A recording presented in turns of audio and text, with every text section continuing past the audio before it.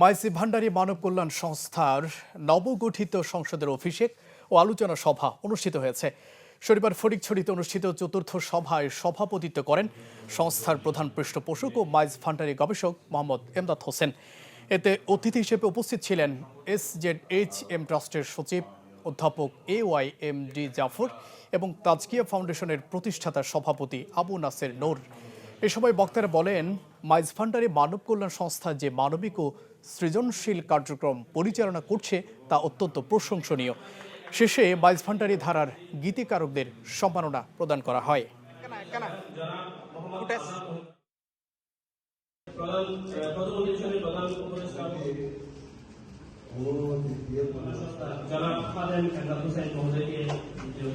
আমাদের প্রধানমন্ত্রী দ্বিতীয় প্রধান শিক্ষক শেখার জন্য আমাকে